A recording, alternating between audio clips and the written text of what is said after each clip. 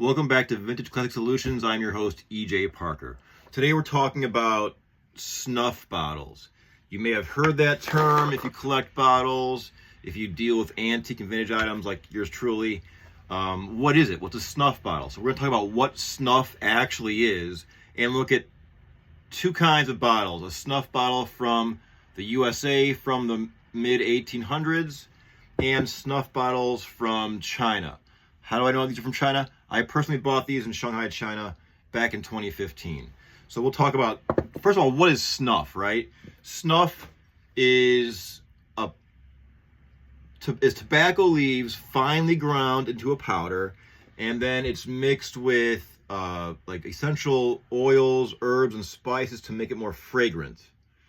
And then, so you have this powder you've put in these pocket-sized little bottles in China or Asia or Europe or USA or the United States, and you snort it. You would snort it through your nose, and you would get a stimulant effect.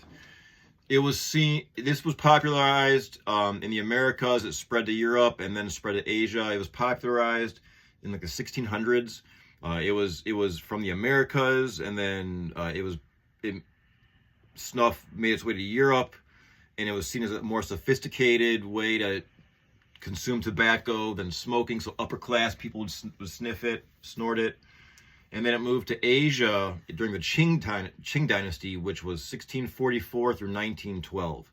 And Jesuit missionaries and Jesuit priests brought snuff over to China, and that became popular with the Chinese upper class. It was seen as a sophisticated way to consume tobacco, and with that came their own unique bottles that would fit in your pocket. So let's talk about these actual bottles.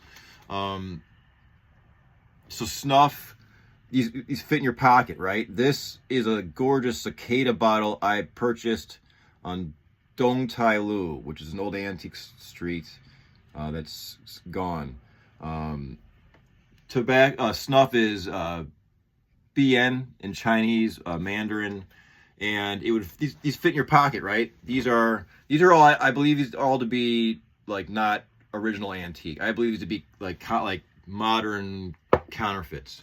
How do I know? I lived in Asia for a long time. Plus, they were affordable. If these were true antiques from the Qing Dynasty, again 1644 to 1912, they wouldn't be 10, 11, 12, 13, $14. Even though they ask for a high price initially, you just bargain until you get the price that's that you think they're worth. They're gorgeous though. I bought these knowing they were not real antiques, but I just fell in love with the aesthetic, and I love bottles, so I had to get them. I couldn't afford the real ones, obviously. So this cicada one had a stopper originally. It fits in your pocket. I love this purple hue. I wrote a song about this bottle called Cicada. I love it. I don't think this is genuine. If it is, I'm extra happy, but I love this nonetheless. I think I lost the stopper at some point in my life.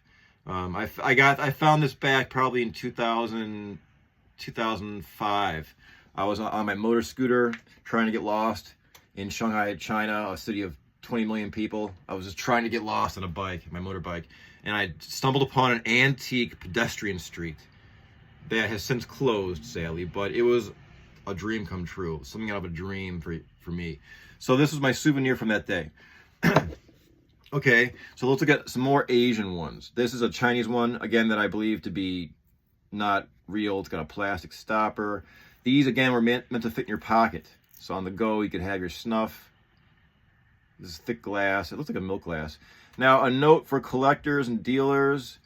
The base of Asian forgery antiques will give you, like the foot of the base will give you some clues. Let me tell you what I mean.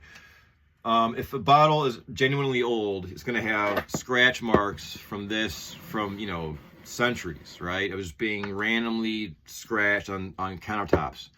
If you look at the bottom of these, those scratches just go one way, which is indicative of this being placed on a belt sander for a second, like, bam, done. Wow, look at that, a star, a shooting star.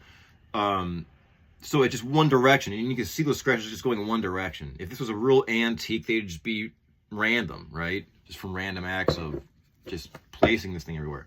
And this is the last Asian one. This is a cute one. It's kind of like an aqua color. The little stopper is like a red maroon color, kind of like. It's cute. I wish these were genuine. I mean, they'd be worth a lot of money. But they are what they are. This is the American counterpart of the Snuff bottle. This I discovered in a thrift store, and I did some more research about. I don't specialize in snuff bottles from the U.S., but I need to learn about it. So I think it's from around 1860s, 70s, maybe a little earlier. It's very dark amber brown, which was caused by certain iron oxides added to make this darker to protect your precious snuff from the sunlight. So it has a flared lip. It's got a crack, but it's a good specimen for my collection. Again, I don't specialize in these, but it's good to have one type. I don't think this is in my eBay store right now. All these bubbles are just trapped in time. That's part of the production process. That was caused by adding certain iron oxides, could create gas during the production process, which resulted in these bubbles. Or it's when the molten glass meets a cold mold and it produces bubbles. But it's gorgeous. It's a gorgeous bottle, super crude and primitive. That's what collectors love. You know what I mean? Like gnarly.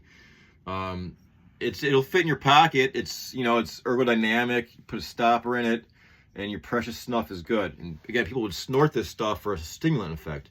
It was seen as a more sophisticated means of consuming tobacco, as opposed to chewing it or smoking it. So there you see these 4 examples of